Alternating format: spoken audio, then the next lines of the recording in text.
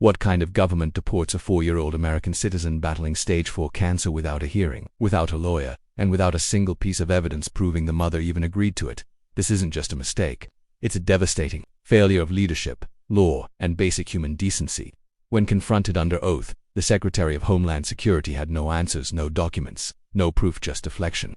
And that's only the beginning. From sick kids to innocent asylum seekers, what's happening inside DHS is deeper, darker, and far more disturbing than anyone expected. Madam Secretary, on April 24th, a woman in Louisiana was deported along with her 7-year-old daughter and 4-year-old son, both of whom were U.S. citizens. The 4-year-old son had stage 4 cancer. Now, you just stated under oath that the mother consented to having her U.S. citizen children removed.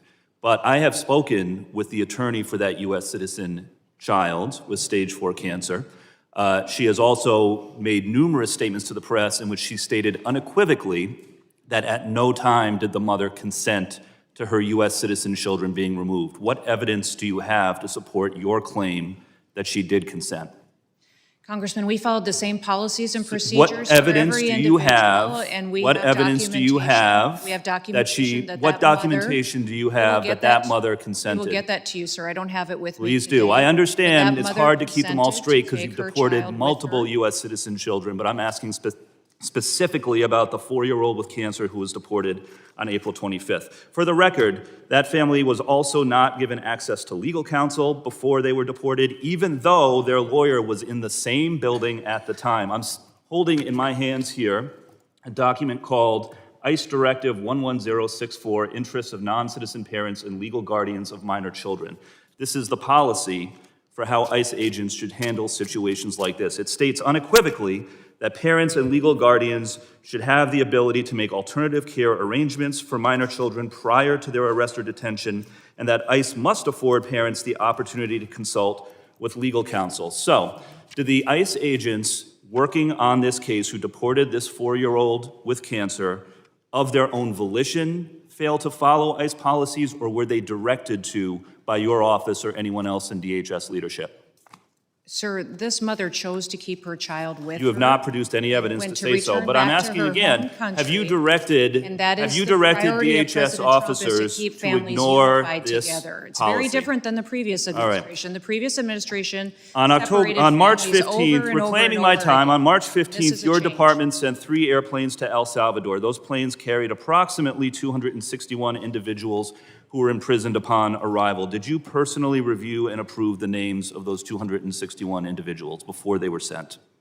Sir, we have deported and sent home did you review the names of those individuals? And we have individuals that have the why won't you answer the question? Within the Department of Are you aware of whether those 261 individuals were given the opportunity to speak with a lawyer or appear before a judge before they were put on those planes? Yes or no? Sir, every single individual followed the exact same process. They were not all given the opportunity to appear before a judge or speak with a lawyer. On April 7th, the Supreme Court ruled that detainees must have an opportunity to have a hearing before they are deported. Are you familiar with the April 7th Supreme Court ruling? I am. Can you assure us that in the future you will abide by that Supreme Court ruling to provide detainees with a hearing before they are deported? Following all judges' orders, yes, sir. I have a photograph here of Hernandez Romero, a gay makeup artist from Venezuela. He fled Venezuela fearing gang violence because of his opposition to the Maduro dictatorship and his sexual orientation. He presented himself at a port of entry and requested asylum. His claim was found to be credible, and he was placed in detention to await a full hearing. But he never received a full hearing because you put him on one of those planes to El Salvador, where he still is today. Listen to me. He had no criminal record in the United States or in any other country. He did not even enter the country illegally. He presented at a port of entry. He tried to do it the legal way, and to this date, the only evidence your department has presented to justify his imprisonment is that he had 2 tattoos, one that said mom and one that said dad. Do you have any other evidence to present for why this individual should be locked up in El Salvador? Sir, every case is used Do you have the any- same protocols and the same processes and inputs. Do you have any that evidence that other than the law enforcement tattoos that say officers mom use in or dad criminal for why cases? this individual So it's not should be just locked on up? tattoos. It's who they're affiliated with, their communication. You have not who they're presented spending any time other with, evidence, criminal nor has your activities. department. The case is Reclaiming going my time, exactly the during same your as it was confirmation whenever hearing, you criminal said your focus would be on deporting immigrants who have been convicted of crimes and those who have received removal orders. But that is not what you have been doing. Instead, you have been deporting children with cancer, children who are U.S. citizens, a gay makeup artist who committed no crime and didn't even enter the country illegally. You have been sloppy. Your department has been sloppy. And instead of focusing on real criminals, you have allowed innocent children to be deported while you fly around the country playing dress up for the cameras. Instead of enforcing the laws, you have repeatedly broken them. You need to change course immediately before more innocent people are hurt on your watch. Gentleman's time has expired. I now recognize... This is the story they don't want you to hear. On April 24th, a mother in Louisiana was deported with her 2 children, both American citizens. One of them was a 4-year-old boy with stage 4 cancer.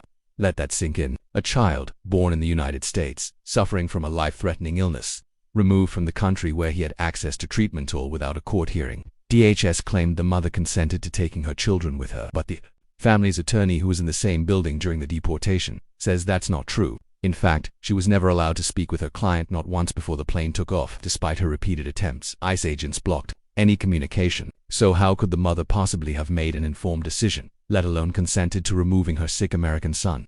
She couldn't, and when DHS was asked to provide documentation showing that consent, they had nothing. Not one document, not one signed statement. Nothing. This wasn't just a tragedy, it was a direct violation of human rights and U.S. law. And if this was allowed to happen to a dying child with citizenship, what does that say about the system? What does that say about who's really being protected?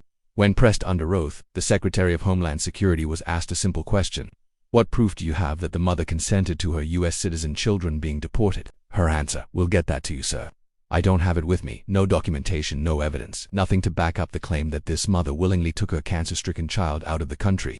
And yet, they moved forward with the deportation anyway. This wasn't a one-off slip. It was a decision with massive consequences. And when accountability came knocking, the top official responsible had no answers. The attorney for the family had already made it clear repeatedly and publicly that there was no consent. The mother was isolated, unrepresented, and powerless.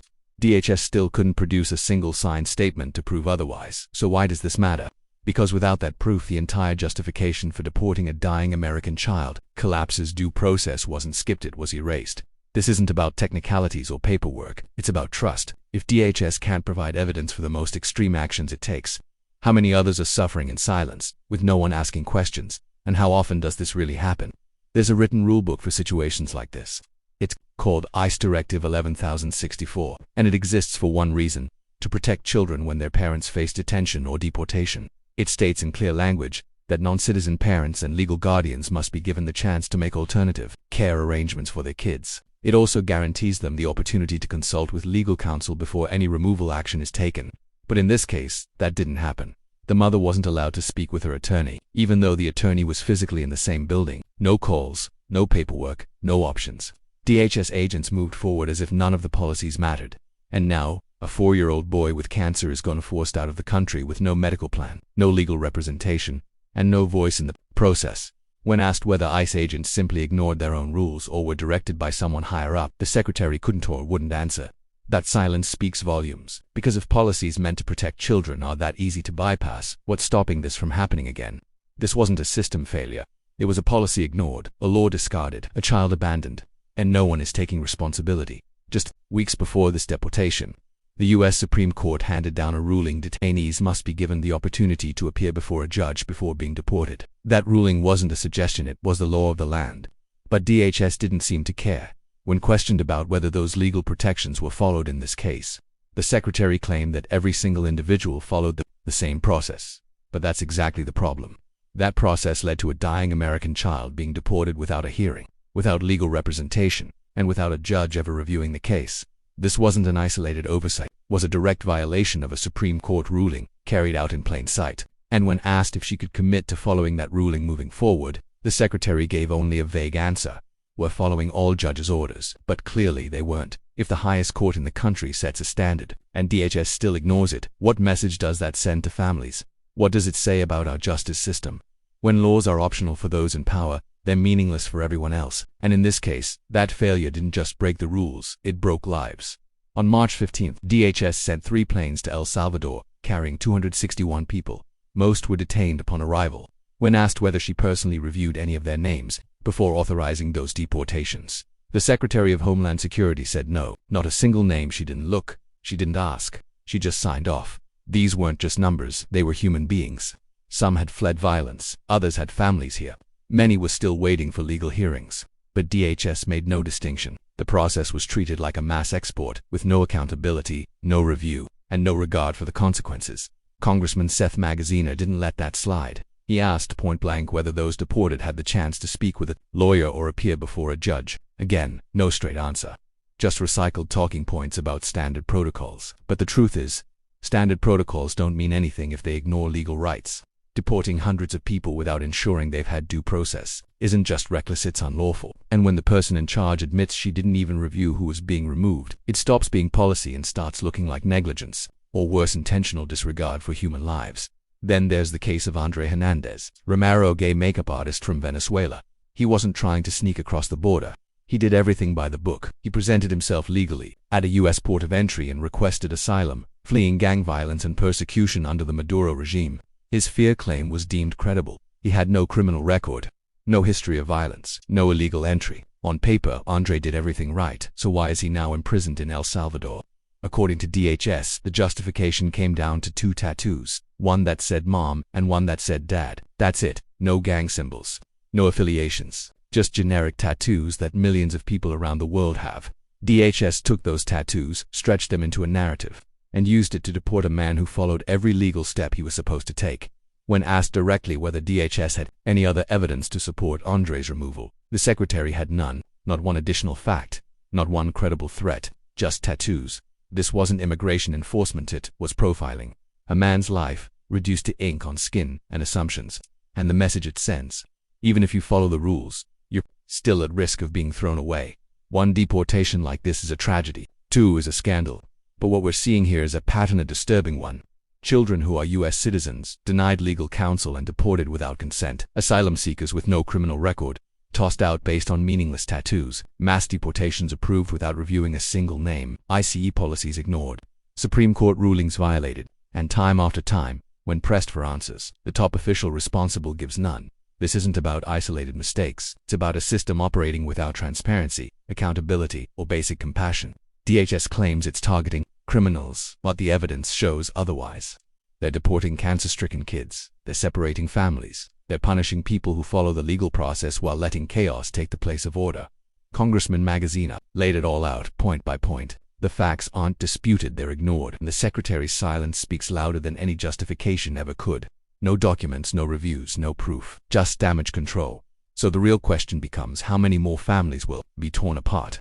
How many more laws will be ignored before someone is held accountable? Because what we're watching isn't immigration enforcement, it's abuse hidden behind a government badge.